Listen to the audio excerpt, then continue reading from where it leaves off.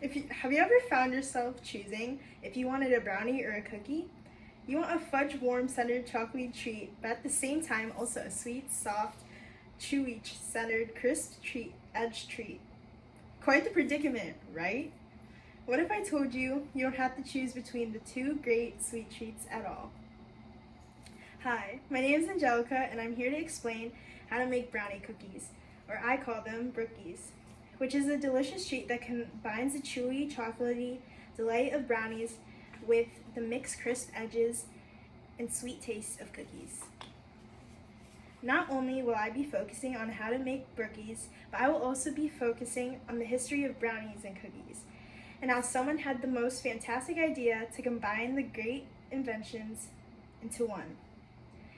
According to Jason Stahl on the history of a brownie, the origin of brownies traced back to the late 19th century, and the origin of cookies in Persia around the 7th century AD from Brian Simon on the article The History of Cookies.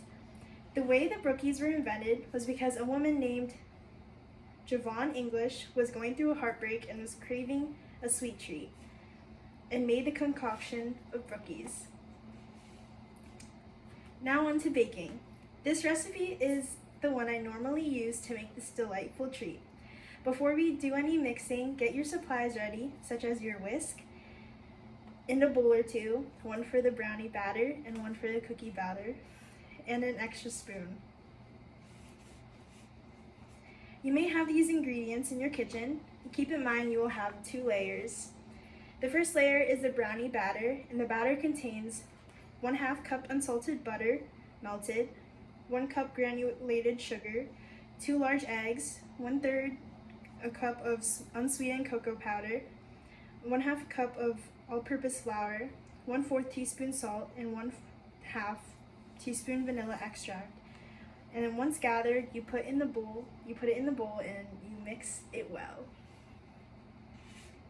The second layer is the cookie batter, which contains 1/2 cup unsalted butter, softened, 1/2 cup brown sugar, 1/4 cup of granulated sugar, 1 egg, 1 teaspoon vanilla extract, 1 1/4 cups of all-purpose flour, 1/2 teaspoon baking soda, 1/4 teaspoon salt, 3/4 of chocolate chips, 3/4 cups of chocolate chips, and mix it well.